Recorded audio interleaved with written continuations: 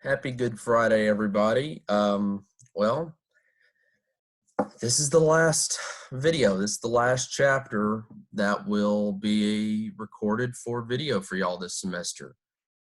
This should be the final piece to the puzzle that is the facility project. Obviously, there's more work for y'all to be doing. And all the chapters that I go through and that are under exam 3 are fair game for the final. But this is the last video. So let's get to it, okay? We're gonna talk about the facility policies, procedures, and legal issues. So the last time we talked about facilities, it was more about the somewhat of the organization, the building of it, and all that, kind of the main big pieces. Now we're gonna kind of get into a little bit more of the small pieces that are needed when you're talking about facilities. We're going to develop and clarify the goals and objectives of your program, understand daily operational practices, establish standard of practice that leads to safe and effective programs, identify common areas of potential liability and risk management strategies, create policies and procedures, properly schedule the strength conditioning facility, along with formulating guidelines on seasonal planning and staff to athlete ratios. So some of the policies, facilities, rules, and regulations, and they reflect the goals and objectives of the program. Obviously, there's going to be other policies that you have that are just, I hate to call them blanket policies, but they're typically the same kind of policies that you see everywhere, okay? But a lot of your policies are going to be dictated by what are the goals and objectives of your program or of your facility. And then procedures, those are going to be how you describe how the policies are met or therefore carried out, okay? So suggested criteria, we're going to talk about the mission statement and program goals. When you go in for a mission statement, and this is one of the pieces that you will need for the project, is it needs to be short and sharply focused. Now, that doesn't mean that it needs to be one sentence. Could it be? Yeah. I'll tell you now that when you start to describe the goals of a strength conditioning program, odds are one sentence might not be enough, okay? But it needs to be short and sharply focused, meaning that it needs to be very concise and short so people understand it, but sharply focused where you can pick out and point out what is it about this place that their mission statement dictates what they are about. It needs to be clear and easy to understand. Defines why you exist, okay? And it does not prescribe the means to how you're going to do this. It just needs to tell you what your goals are, okay? This is typically when I would look them up, but you can look up the mission statement for Planet Fitness. And it talks about, what kind of environment they look to build on. What are they trying to provide for their membership? Why do they exist? Why do you exist? Why do you as a facility exist? We're here to help further people's lives by creating a healthier environment, so on and so forth. You're very sharply focused on what you're doing, but yet it's still kind of broad because you don't want to get so sharply focused that if one thing doesn't go right, everybody can point to that mission statement or that statement and say, look, they're not doing what they're supposed to be doing. Okay, so look up different mission statements, and it doesn't even have to be a gym facility mission statement that you look up for clarification or brainstorming. Look up any different company and look at their mission statement. I would suggest if you're going to look outside of strength and conditioning, look at a company that what they offer. Microsoft. Look at Microsoft. Look at Apple. You know what they're trying to do. You know what their products are. So look at their mission statement and see how they formulate it. It's not necessarily that it has to be short. Most of them are. When you're typing it up, a page that could be okay. It depends upon the type of facility and what you're trying to say. But remember that when you get into putting things longer, uh, sometimes you start to ramble on or you give too much information. And in that case, it does kind of get you in trouble. But you also don't want it to be so short that no one understands it. So a good long paragraph is typically reasonable and acceptable for a mission statement. It needs to be broad in scope, meaning that you need to make sure that you're hitting all different cases, especially if you're not trying to be very uh, in a specific niche. I mean, if you're literally, let's say, Nick and Jason are in a group together. Let's just say they're building up a gym that is specifically for baseball training, baseball only, no softball, no other sports, anything like that. You still need to be somewhat broad in what you're talking about, okay? But in and of itself, your facility is already very narrowly focused and it's very niche related. But if you have a normal gym, let's just take your normal Planet Fitness or whatever it might be, Gold's Gym. They are very broad in scope because they know that there's very different aspects of fitness no matter what. They're not just for bodybuilding. They're not just for endurance. You know what I'm saying? They are very broad in what they're offering and how they're going to do it. Provides direction for upholding those code of ethics. What are your morals? What is it that you're standing on? Okay. Address and matches the organization's scope of practice. So again, you need to make sure that what you're saying is not just words to fill a page, okay, or air to inflate the balloon, okay. You need to make sure that what you're saying is actually matching what you as a company or you as a facility are trying to do. And then it needs to help inspire commitment, because what do you want your membership to do? You want your membership to continue coming back, or you're wanting to build membership. And you that mission statement is kind of where once a majority of everybody gets out of that high school, because we all know that moving on to college and even professional levels is slim percentages. A lot of people, they don't go to the gym much anymore, mainly because they don't have that sense of team or camaraderie. That's why the big thing of CrossFit has been probably the last decade, is because they are a type of gym and facility and programs that kind of cultivate and work around that idea of team atmosphere, family atmosphere, where everybody's doing the same thing and their goals are pretty much the same, and it creates a strong bond among the members. And then you also have other members that like to go and, I don't want to talk to anybody. I don't want to do anything. I just want to go do my thing and get it done with. Well, if that's the case, then a gym that offers a very family or close-knit atmosphere may not be what they're looking for. But that's what you're trying to do. You're trying to make sure that your mission statement and program goals let people know ahead of time, what kind of facility are you?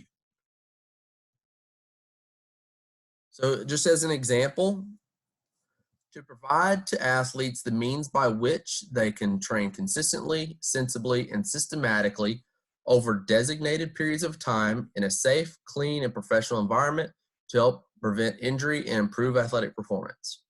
So it's very sharply focused, and to the point, right? Still pretty broad, because how are you going to improve athletic performance? Well, we have multiple ways of doing that, and you should have learned that with programming and overall everything else that we've kind of talked about this semester. So, what I might be using for one team or one athlete might not be what I'm using for someone else. So I don't want to go into too much information in that way. I'm just going to say that I'm going to help prevent your injuries, right, and improve your athletic performance. We didn't tell them how much we're going to improve. We didn't say we're going to get you from high school to college or college to the pros, but we did say that we're going to improve. And then how are you going to do it? Well, we're going to train consistently, sensibly, and systematically. Okay. Where are you going to do it? Well, the way we do it and where we do it is just going to make sure that it's going to be safe, it's going to be clean, and in a professional environment. So that would be a good mission statement. Now, Grant, I know that's one sentence, okay? But when I say one sentence may not be enough, if you were to cut that off a lot sooner, it may not be enough. You're kind of still lost. But that is a very detailed, yet broad sentence that would be a great mission statement, okay? So take that and use it as brainstorming. Do not copy that one, please, okay? But that's what we're looking at. And if you wanted to make it a little longer or a few sentences more to describe a few other things, maybe the reasonings, by all means, as long as it makes sense and it doesn't look like you're just rambling on. A mission statement is going to basically be that statement of purpose. Why are you here? And providing your program with focus and direction. So, a sample list of objectives to reach program goals. So what are your objectives? Design and administer strength, flexibility, aerobic, plyometric, and other training programs that reduce the likelihood of injuries and improve athletic performance. Well, that's pretty broad. You've hit all the different topics, which is fine, okay? But that's your program goals, is you want to design and administer things that are going to do all that. Develop training programs based on biomechanical and physiological differences among athletes, taking into consideration their ages, sex, training status, physical limitations, and injury status. Again, it all depends upon your facility's focus, but this is what you're trying to do. These are your objectives. And that's basically what we've done. We're trying to put things together that are going to hit all different aspects of performance, which is strength, flexibility, aerobic, plyometric, and other training. Why? Because we want to reduce injury and improve that performance. How are we going to do it, or what else are we going to do it? How are we going to base these programs? Well, we're going to use cutting edge, essentially biomechanical and physiological differences, and we're going to start taking into consideration what's their age. I mean, let's think about it this way. Are you going to take a little league baseball team and train them the same way you would train a high school baseball team versus a college baseball team? No. So you need to make sure that while, yeah, we may be doing baseball, you need to make sure that your program fits that specific age group, or softball, or baseball, or again, the training status kind of goes in with their age too. What are some of the physical limitations? What are some of your injury status? You know, we want to make sure that we're still following all those other guidelines that we would have, that we've talked about in the past. Recognize acute and chronic physiological responses and adaptations and their implications for the design of sport-specific training programs. So again, this is one of those things where we all have these things that are pretty tried and true within strength and conditioning, and there's a lot of similarities with a lot of programs if you actually go out and look. But there's also things that people have learned might work best for certain situations, or you know, we've really started going in and getting more potentially position specific, or whatever it might be. What we need to do is we need to maintain that we keep up with that type of stuff. What's coming out in the literatures? What is some of the stuff that we've seen, right? Always try to tweak to always improve. You want to always be a learner. Don't just get stuck in one way, because while it might work this fall for your program, next fall it may become just a piece of crap. It may not work, right? So you can't just be, you know, on the back burner all the time. You need to make sure that you're always trying to figure something else out. Not to say that you need to keep it changing so much that you get lost, but adding different aspects just to keep things fresh. Educate athletes on the the importance of good nutrition. Nutrition and sleep is probably everybody's biggest holder and handcuff to actually improving performance. So making sure that they are understanding of when they need to eat, how they need to eat, they need to get sleep. Educate athletes about the effects of performance enhancing substances, right? what's relevant to the school policy, what's relevant to their different sports policies, and then what's the legislation on it, okay? Making sure that you have an understanding of that they understand what's safe and what's not, and that they need to minimize what they put in their body in that sense, especially if you're in a collegiate or sanctioned-based events, okay? So the strength conditioning performance team, it's a big team, really. Job responsibilities vary according to the institution, depending upon where you're at. The bigger the place is, more likelihood you're going to have people that are sports specific and that's all they do. Other places, if you go smaller, they may be a smaller team that has their hands in a lot of the different sports because that's what they have to do. And you want to look at, there's this material, the strength conditioning professional standards and guidelines, when you develop that team. But some of them are the director of strength and conditioning. Just depends. Sometimes this is the head strength and conditioning coach, and sometimes you have them, there's multiple heads and directors throughout university, bigger ones. You have ones that are typically for football only.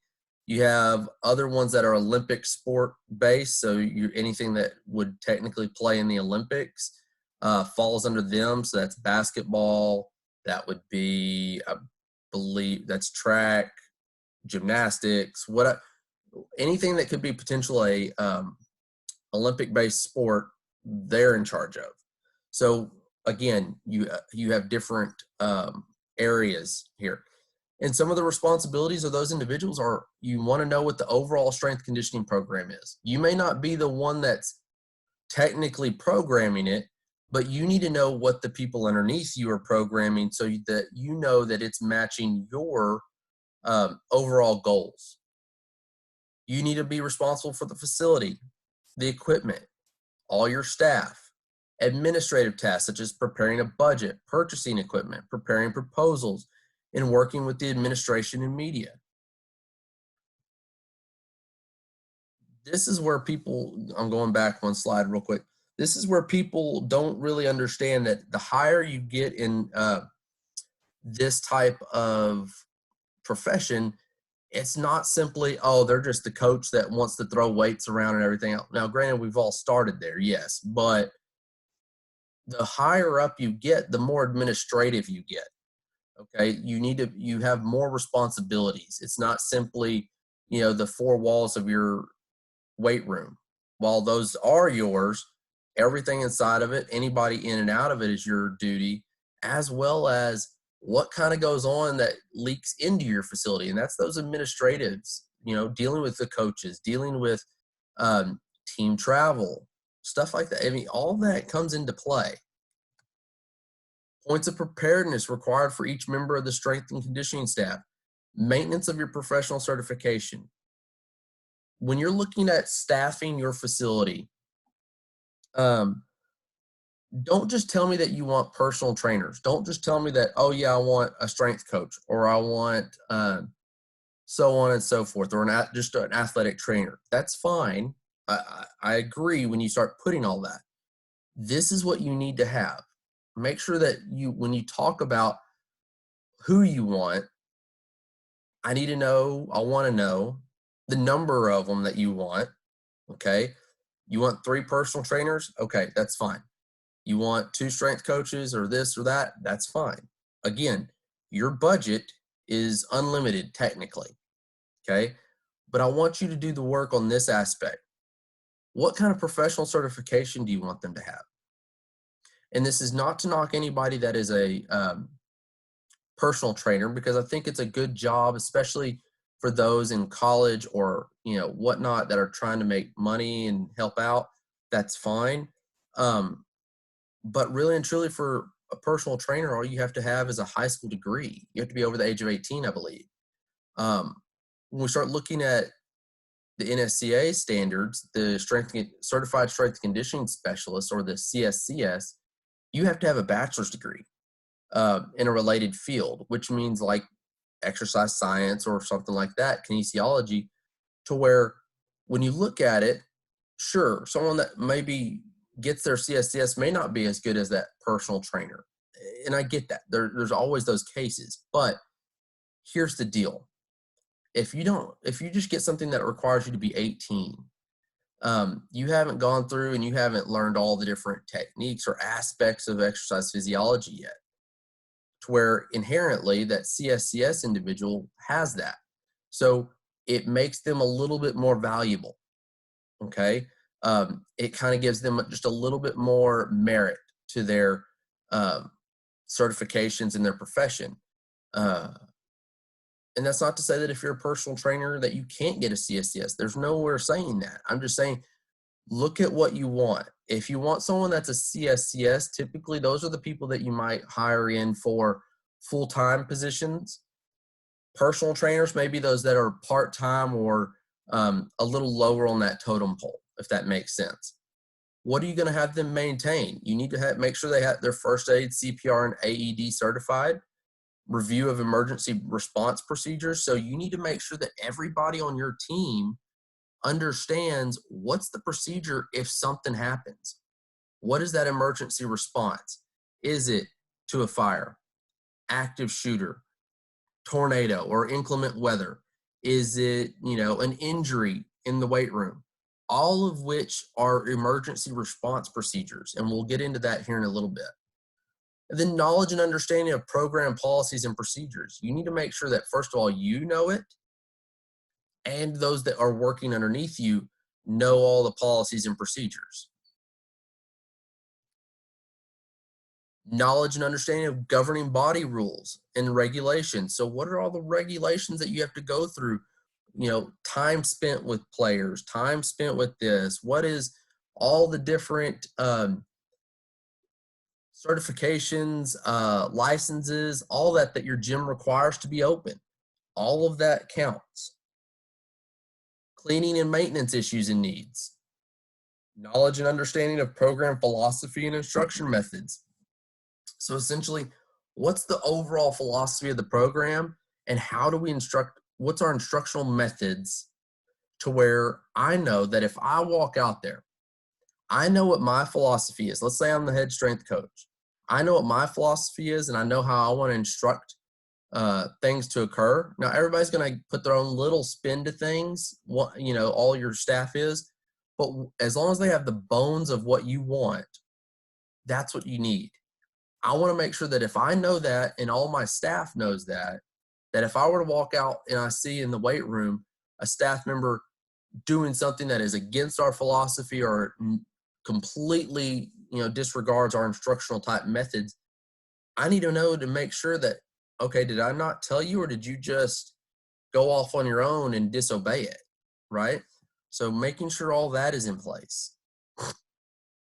So let's talk a little bit about that legal and ethical issues. So some common legal terminology that you're going to need to understand. What is an informed consent? While typically informed consents are more, they're in research based, but a lot of it is some of the paperwork that you sign whenever you become a member, or the paperwork that you sign to be able to work in or work out in a facility. That informed consent is the process by which a procedure or activity is described to a participant. Informed consents may be something that you need where it may be more translatable here. Let's say you go to a gym and you want to do one of their cycling classes or their body pump classes. You can't just walk in and start doing it. You have to sign the paperwork, and someone will explain to you what it entails and the risks of injury, anything else. A lot of it is, very broad in nature. Like when we start to explain the inherent risks, all exercise has risks. Anything can be injured doing anything. I know somebody that was going to work out and they picked up a 20-pound dumbbell off the rack and blew their bicep out just from grabbing it. Freak injury. Okay. So when we do these types of informed consents, we need to make sure that everybody understands that, okay, when you're exercising, there are these risks, you know, and it makes sure, and typically what happens, especially, what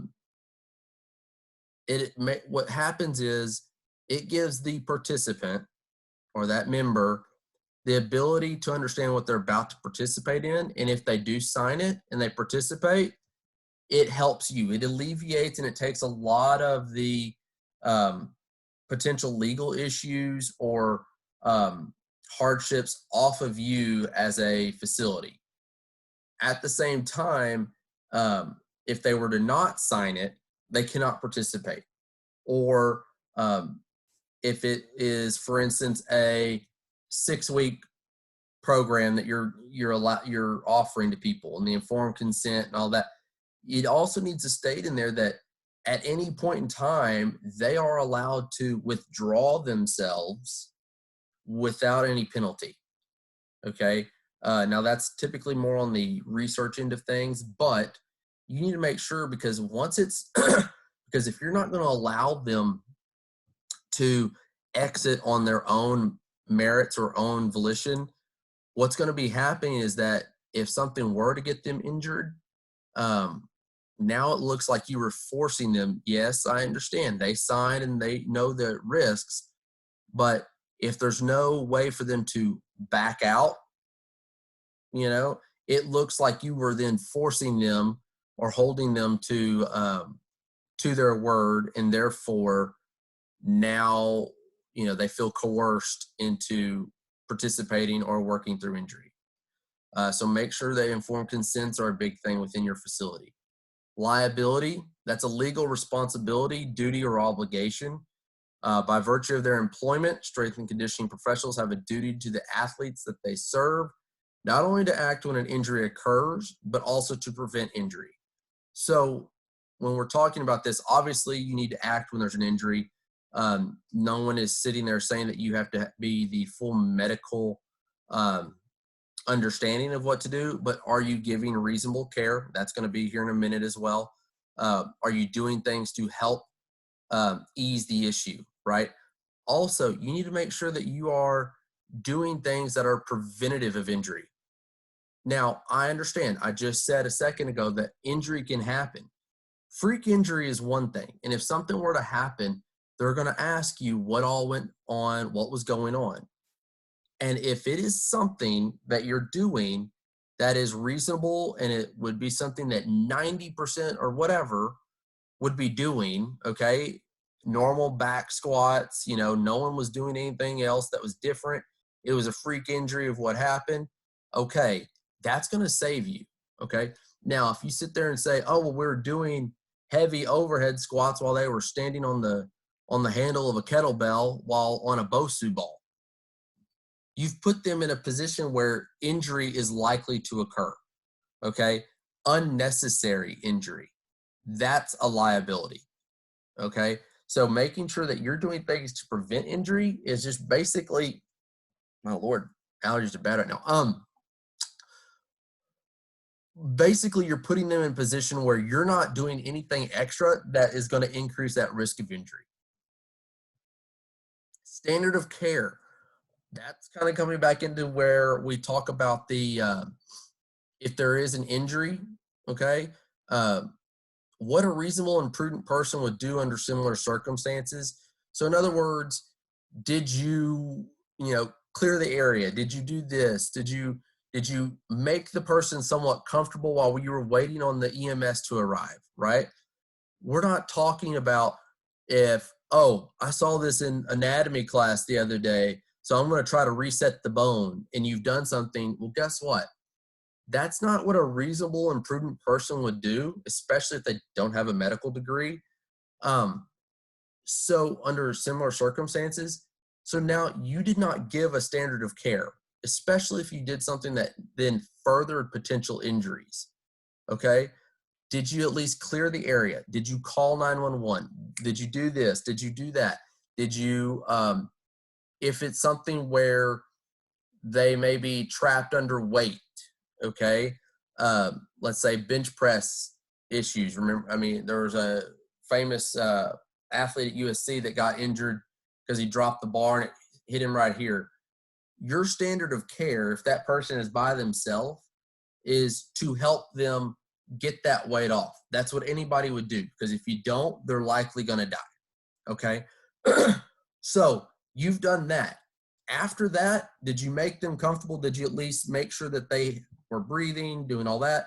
Anything that is standard, CPR, first aid, if you're certified and everything, right? All that is standard of care. Anything extra is going to get you in trouble. Okay. Negligence, that's going to be a failure to act as a reasonable and prudent person under similar circumstances. And then the assumption of risk, knowing that an inherent risk exists with participation in an activity and voluntarily deciding to participate anyway. So that assumption of risk kind of goes back into the informed consent aspect as well. Excuse me. Pre-participation screenings and clearances. You need to make sure that anytime that you're signing up a member, that you are offering some program, or if anybody's going to work in your facility, they need to do a pre-participation screening or at least be cleared. Typically what we do, or what there is that you kind of voluntarily say yes or no whether you're healthy enough to participate in exercise. Okay, if you're utilizing younger individuals, or some of those things you need to, if you're a member, going to be a member, and there's not going to be any one-on-one contact kind of thing, then it's just saying, yeah, I'm healthy enough to exercise. I take my own control. Okay.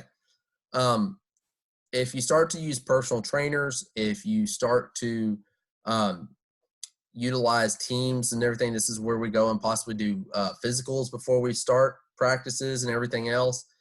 Basically, what you want to know is that, does anybody have any issues, underlying issues? That way, if something were to happen, you can draw back on it. Okay. Oh, well, they had this musculoskeletal injury beforehand. It was, I did things to exacerbate it, whatever it might be. Or if you're working with an older individual, you need to make sure that their doctor is clearing them for the type of activity that you are wanting to put them through. Again, the biggest thing on this PowerPoint is, in the long run, don't do things that will get you sued. It's always going to be better to have more paperwork that you fill out and keep track of than it is to go through a lawsuit. I promise you, 10,000 pages is a lot better than $100,000. Okay. So making sure the more you write down, the more you put together, the more contracts, the more paperwork there is, the more safety measures that you are putting in place for yourself. You need to know and understand who is allowed to use your facility. Now this one is talks a little bit more about at a university type level institution, but even on your facility, okay, think about it in these terms. So for instance, at a facility that's at an institution like a university, full or part-time student athletes participating in an athletic department sponsored sport. So anybody that's in that aspect, okay, anybody that's on a team or anything like that, that's sponsored by that athletic department, they're allowed to work there. Okay. Newly incoming and just transferred student athletes who have confirmation of team status as designated by the head sport coach. Students in physical education classes, athletic department coaching, and administrative staff. So all those individuals are allowed to use the facilities. If you look at it in terms of a normal facility, are what members are allowed to use the facility. Okay. Depending upon their membership, you could say, well, this person has a gold membership, so they're only allowed to utilize the weight room and the cardio equipment. But this individual has platinum membership. They can use the weight room, cardio equipment. They have access to the classes, and they have access to tanning. Okay, for instance. you need to make sure that you understand who has that ability. Okay. What about other people that are going to be coming in? Do you have any contracts with um, institutions outside? Maybe it's a local high school that you have coming into your facility. They're allowed to use it. Maybe it's the volleyball team is allowed to use it. That doesn't mean that basketball can come in and use it. You don't have a contract with them or with their athletes. And then are the individuals that work for you, are they allowed to utilize the facilities? All of which are going to make sure that, for one, you're not putting yourself at any risk because there's unnecessary or people that are not allowed to be in the facility and getting hurt. Okay. Sports medicine department staff, are they allowed to use it? Maybe they are. Maybe they're allowed to utilize some of the equipment for what they're doing. Alumni athletes, you know, local high. Think about if you're the local high school coach. Does the senior that just graduated, does he get to use the facility this summer? Okay, that's a decision that you have to make. Now you got to be willing that, yeah, that may have been your star athlete and you like them, but if word gets around, even that fourth string guy, if he needs a gym, you're allowing alumni athletes in, they all need to be allowed in. Okay. This, again, I'm not saying that you need to open your doors to everybody.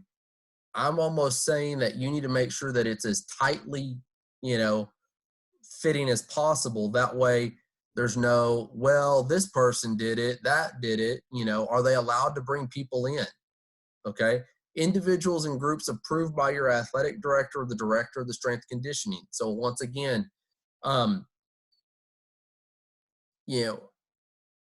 wanting to do something with a local school. Okay. I'm allowing them to come in. Or, hey, can I have these personal clients that don't have access to a gym? Can they come in under me, doing my thing? Okay. But what paperwork do they need to sign? Does it make sense? So once again, more paperwork is okay. All participants must sign a liability waiver. That's just going to save you, which should be modified as needed to comply with local and national laws. Trust me, if you're putting together a facility, odds are you have a lawyer as well that goes into your team of advisors from the last chapter. Okay. Get yourself a good lawyer. Don't do it all on your own. Okay. And they should be able to tell you and put together the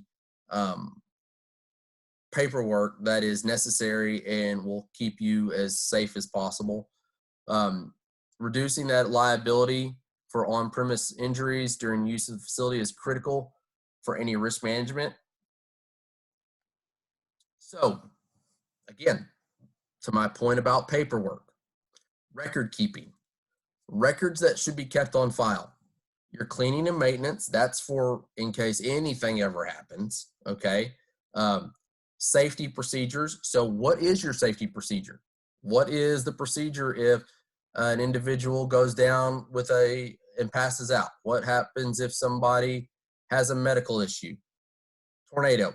All those different safety procedures need to be kept on file and more than likely posted somewhere to make sure that you are held to where individuals are easily able to see it.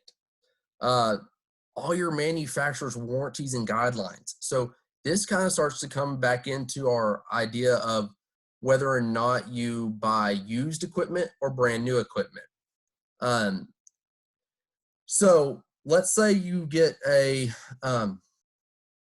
have a piece of equipment, and it's 3 years old, and they want you to spend $2,000 on it. Okay. Well, maybe that warranty is only good for one more year, so to speak. And after that year, it's $500 every time that someone needs to come and fix it. Okay. Now, granted, I'm not going to sit there and say that you're going to have someone come and fix it every year, but what happens if you do? There's always times where people get one piece of equipment that just keeps giving them issues. Okay. So you can't just assume. Or you can spend $3,000 now for brand new and get a warranty that lasts for 5 more years, where under those 5 years, every time they come out, it's free and clear of you. That extra $1,000 might not be a bad thing, right? Also, you need to make sure that you are keeping all those warranties and guidelines for your equipment. That way, if something starts going on, you have it and you can sit there and say, nope, we're still under warranty, or this should be covered, everything. Assumption of risk or other informed consents that you've kept, medical waivers and clearance forms, personnel credentials. Again, you need to understand and keep on file, when is Joe's certification up, so I can tell him, hey, you got 2 months before you're up, get looking for the ability to retake or recertify. Injury reports. So if anybody were to get injured on your facility, even if it doesn't ever come of anything right away, right? You need to report the injury and write an injury report of what happened. Why? Because we're a very litigious society these days, meaning that anybody will sue anybody for anything. So if you create an injury report form, at the very least, yes, they have all the liabilities. I understand. I'm telling you all these different ways of protecting yourself. It doesn't matter. There's lawyers out there that will try to break through anything. Okay. You want to make sure that you have a clear report of what happened. So if you're somebody that wasn't on site, and then all of a sudden you get a letter in the mail that says that Joe Schmo is over here trying to sue you for damages. Okay, well, let me see the injury report form. Here's what we did. That's going to help you to dictate, was there standard of care? Was there neglect? All that. The more records you keep, the better off you are. And with everything going digital these days, I would almost suggest this. I would almost suggest that you keep a mandate of how long something needs to be on paper file. Meaning, I would sit there and have them go through maybe 10 forms, all right, hard paper forms. And then I would scan them into a computer and save them on the computer, and also put them in a filing cabinet. And then at the end of the year, okay, if nothing has come of any of it, or nothing, no issues, we can shred the original documents, and all that's left is the electronic file. Okay. But here's the deal. That's a procedure that needs to be written out. That after 12 months, not everything that's in there from January to December, but if I come in March to start everything, my file and my paperwork should not be touched until March the next year. Does it make sense? So, whatever your time period is, 12 months after the beginning of this file or this paperwork or whatever, all that will be left is the electronic version, no more hard paper copies, whatever it might be, okay?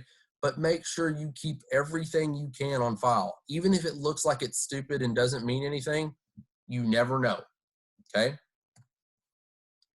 Liability insurance, a contractual promise by which the insurer promises to defend and indemnify the insured up to the defined limits of liability from certain defined liability risk at the insurer's cost in exchange for payment of a premium. Keep your liability insurance. Do not let it lapse. As soon as you do, I know you're sitting there like, well, I've been paying all this money for the last 5 years and nothing ever happens. I'm just going to try to save some money. Well, guess what? As soon as you do, someone's going to get hurt or something's going to happen, and you're going to be spending a lot more money because you have no insurance to back you up.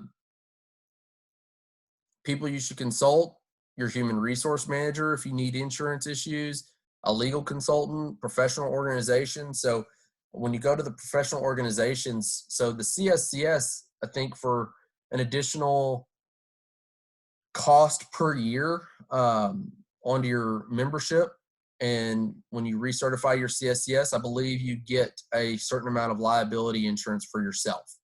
So all that is another reason why you want to look into the different certifications people have. That offers protection. I don't think a personal trainer certification offers anything. So make sure you understand what you want and line it out. Product liability. Use equipment only for the purpose intended by the manufacturer.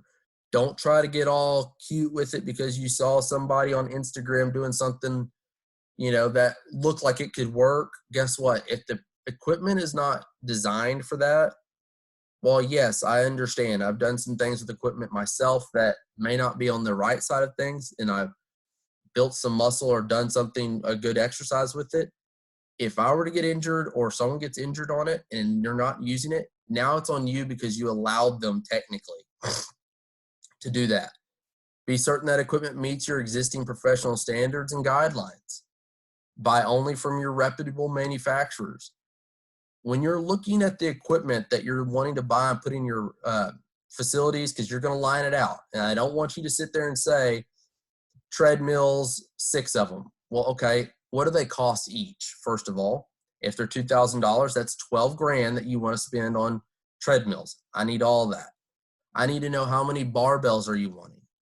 How much weight are you willing to buy? How many 45 pounds, 35 pounds, 25 pounds, okay? I want to know all that. And when you're looking at this, make sure that you're not just buying things that sound like they have a cool name. If you go to Rogue, their equipment is usually really good, but they have a selection of barbells called the Boneyard barbells.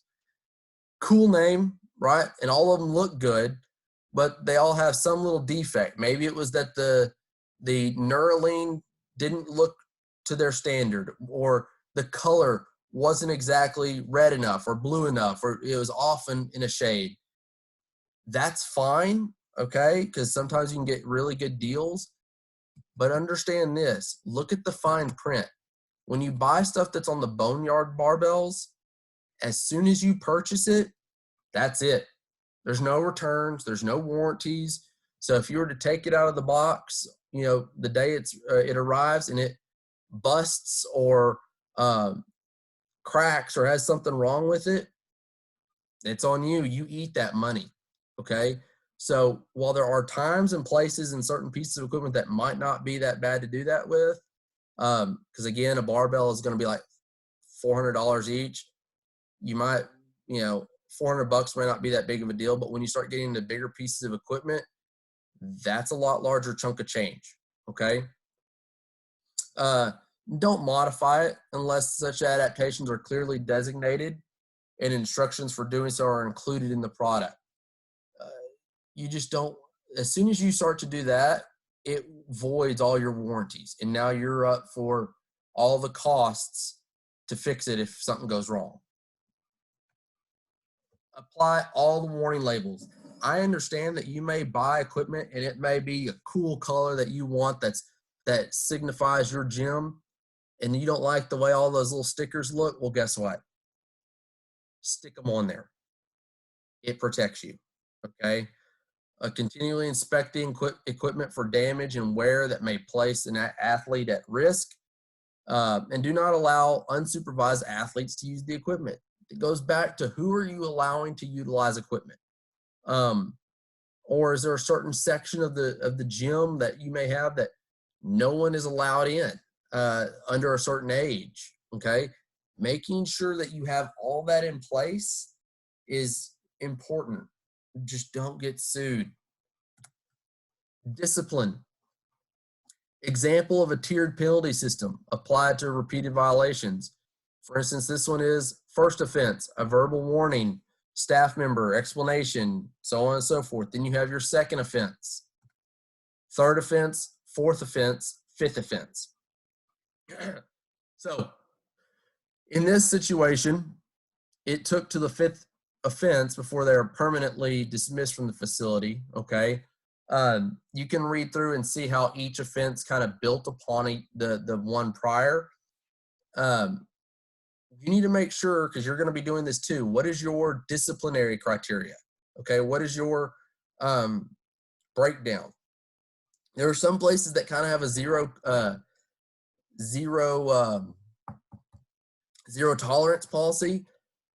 While I understand the ease of that, something always happens, and then you're going to be in a situation where we're like, well, that really wasn't that bad.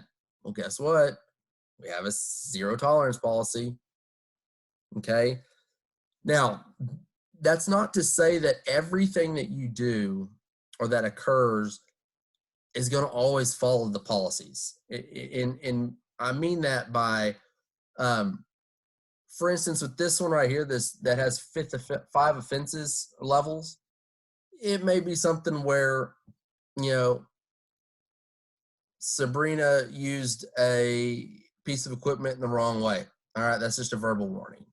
You know, oh, she um, didn't sign in, or she didn't do something, or she, um, you know, little things that are adding up. Okay, but you can add up because you don't want that to occur. Okay, understood. But if you start getting into things that are a little bit more legal aspects, I mean, um, sexual misconduct, sexual, assault type issues, things like that, those may carry a different weight. And the simple thing that you can do is that, you know, you can leave it up for the authorities to take care of, and then based on that, go from there. Your biggest thing is that you want to create a safe environment, right? And here's what's going to happen. If you let somebody do something like that, whether it's a female to a male or male to a female, here's your thing. If that's their first offense, you're going to have other members that are a little perturbed if the word gets out. Because trust me, if the crime doesn't fit the penalty doesn't fit the crime, the word will get out real quick.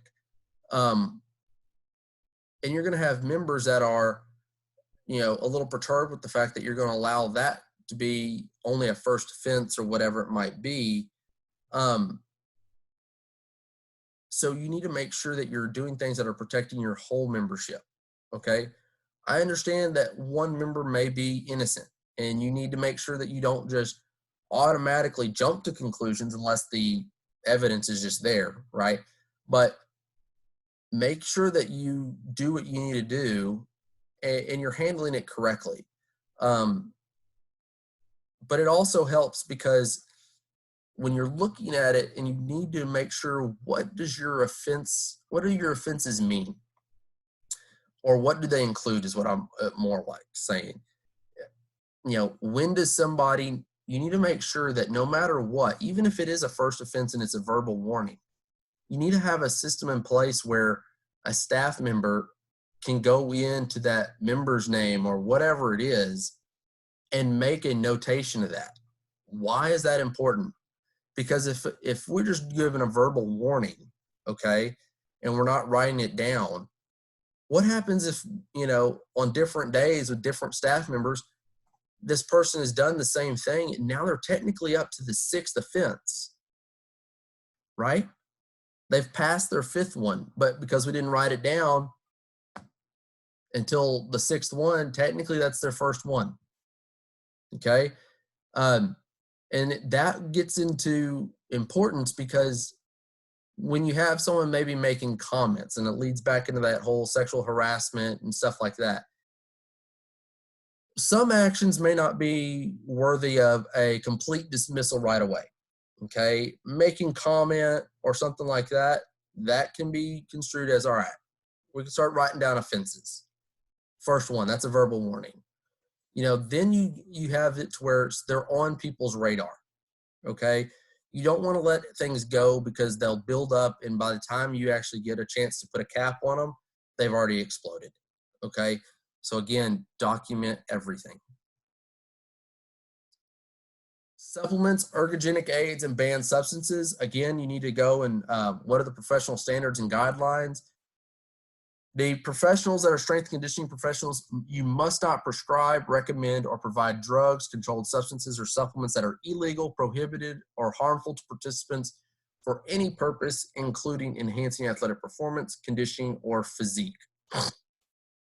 So your facility might sell these. I mean, I get it. It's a revenue stream, but your strength and conditioning professionals technically can't sit there and tell clients or anybody else, hey, you need to go do this specific thing. No. You might be able to say, hey, I mean, you may look at including more whey protein or something. Now, if they stop at the front desk and buy whey protein, okay, that's fine. But do not go and lead them and say, hey, you need this, and hand it to them. Or we're not providing steroids. We're not providing other drugs. I think that's pretty explainable right there. Reporting and documenting. I have kind of made all this clear from the get-go. All of that needs to be recorded, documented, and it needs to be kept in a safe place. Okay. Again, whether or not these are things that you keep on paper and electronically, no matter how long, okay, that they may change, but other stuff might have a time limit on it, to maintain a little bit of space, but you need to report it and document it. Again, all this stuff, training logs. Now this one, this is important when we get down to this aspect, because you need to know, and I'll give you a quick story about my dissertation. My dissertation was a 12-week training study, and I recorded everything, training logs, not only what we were doing for the day, but I made little notes about what the participant was saying and everything else. And this one participant was making comments, and it turns out that he was doing things that were outside of our program on his own time and caused him to get a hernia.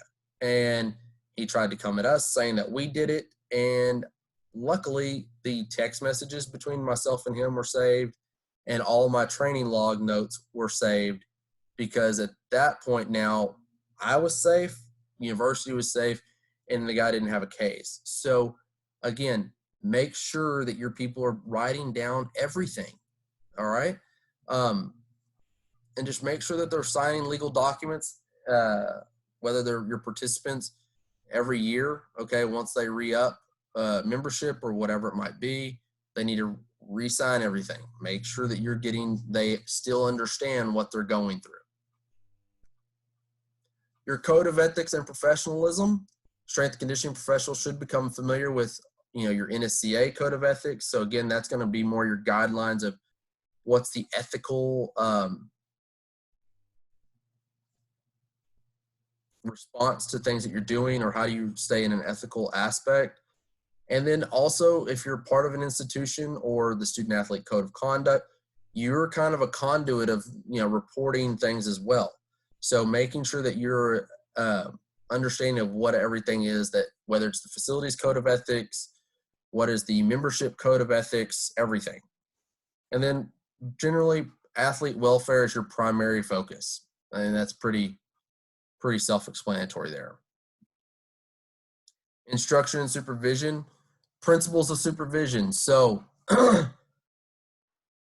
now this is kind of different on the whole aspect of the 24-hour gyms that we have nowadays, where they have the key fob. Those are a little weird to me, because if someone does something, I don't know if there's anybody around, okay? But principles of supervision, you need to always be there. You're never putting people or a group through workout that you're not available there, like watching them, not sitting in the corner on your phone, but literally on the training floor with them. Be active and hands-on. You need to understand who you're working with. Little nuances to everybody is going to help you become a better trainer, and it's going to help you notice when things are going wrong. Be prudent, careful, and prepared. Don't wing it in the morning. Have it planned out. Be qualified. Get your certifications. Be vigilant. Inform the participants of safety and emergency procedures. Monitor and enforce rules and regulations. Know their health status. Monitor and scrutinize the environment, meaning you need to make sure that it's clean. You need to make sure that all of your equipment is in order, okay? The risk of injury cannot be totally eliminated. That's just the nature of exercise, but effectively managed, meaning that we're not going to put anybody in any undue harm, okay?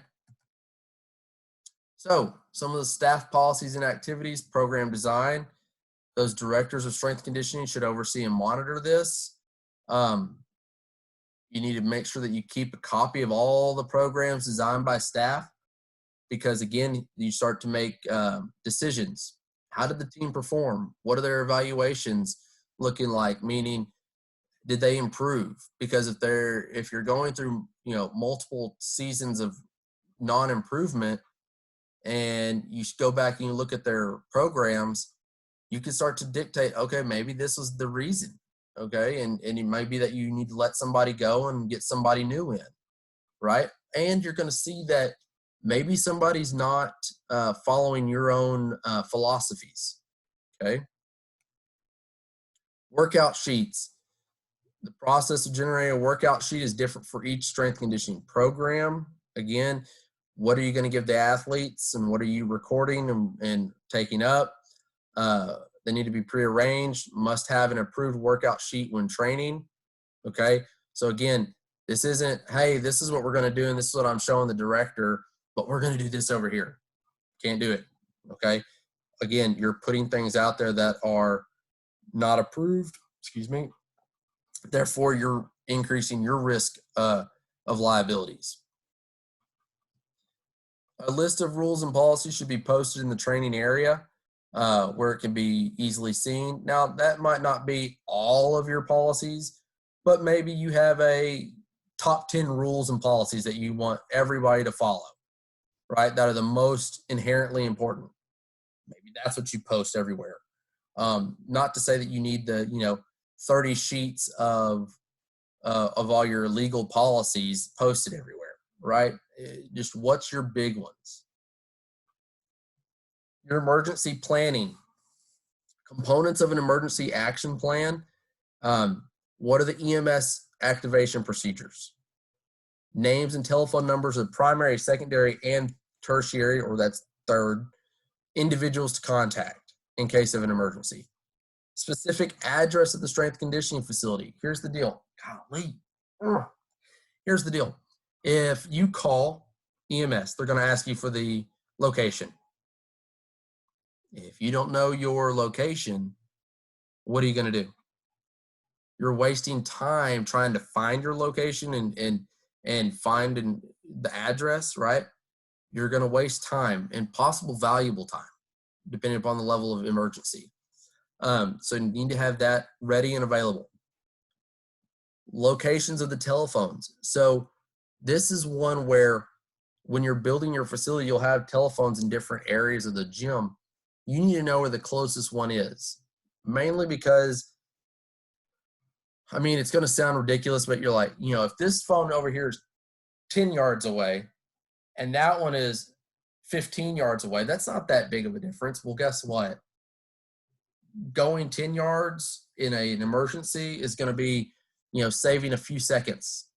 And sometimes that's all you need, or that's what's needed. Okay. And locations of the nearest exits in case of an emergency, like fire or active shooters or anything like that. Where's the nearest exit? Okay. Let me see if the next one has this on there. If not, I'll go back. Yeah. Designated personnel qualified to take care of the injury. Meaning, who is qualified in your facility that if someone were to get hurt, who do we want to come and take care of that individual until EMS arrives? All right. Not that they're going to heal the person, but they need to make sure we want them being in charge because their standard of care supersedes that of someone else's. Okay. Where's ambulance access? So you may know your address, right? But where is it going to be the easiest and the closest for that ambulance to get in, get out, and for the EMS to get in and get to that patient? Okay. Location of emergency supplies and first aid kits. Where are those located? Once again, if an emergency happens and you have your staff, scrambling like chickens with their head cut off, you're doing more harm than good. Okay. And it can come back to bite you. What's your plan of action? So again, this is going to be more along the lines of who calls who's notified first, and who's taking care of injuries, all that. Where are we going? What's the exit plan? Where is shelter for tornadoes? who's calling who, where's the thing, everything from life-threatening injuries, crime, terrorism, and so forth. I mean, are we locking down, and is there an area in the facilities where we want people to hunker down if a act of terrorism is going on? If there's a crime that's being committed, are we locking doors down? And what is it that everyone else is supposed to do? Okay. All that needs to be in there. Now, I'm not saying that when one of these situations arises that everybody's going to be like, oh yeah, I remember all that.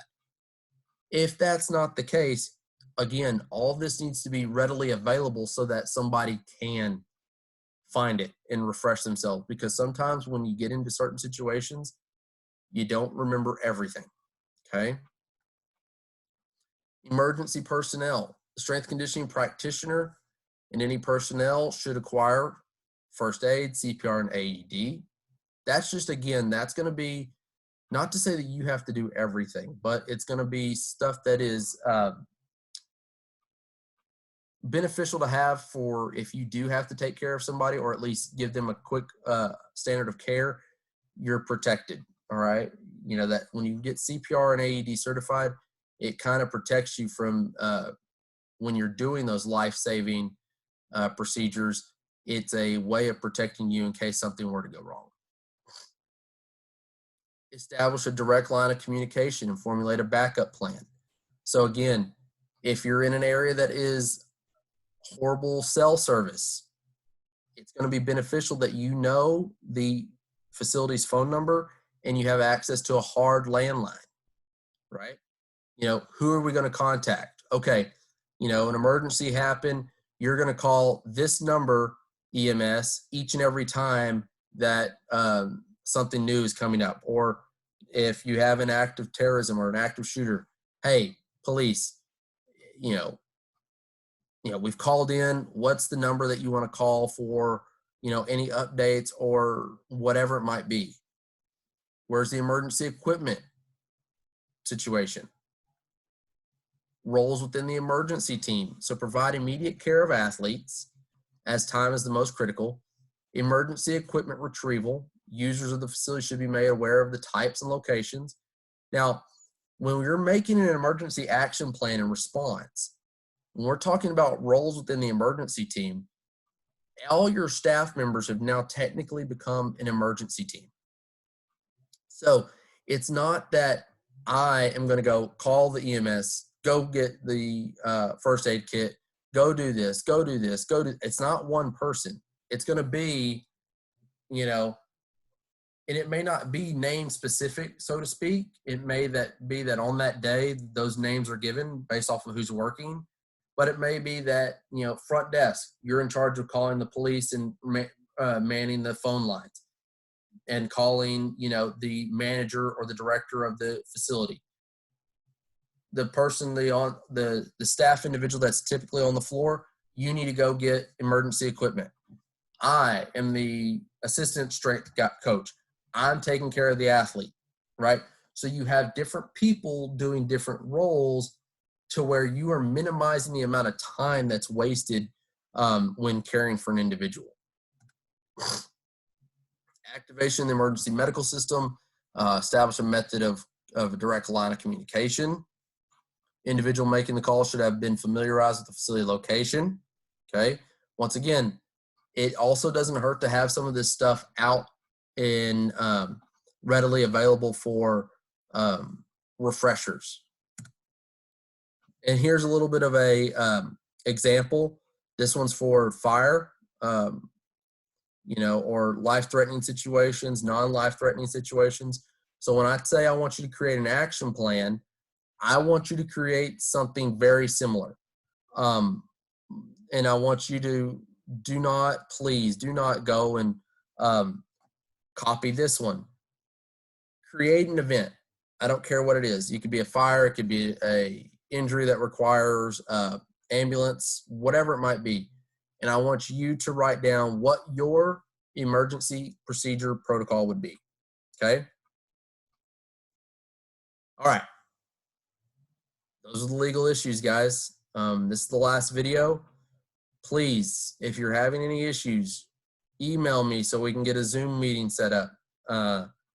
I have only really heard from one group. So please, I hope y'all are doing what you need to be doing. Um, everything on the videos is free game as far as for the final. And more of that information will come out here soon.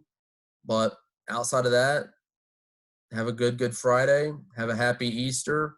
Stay safe and stay healthy. I'll talk to y'all later.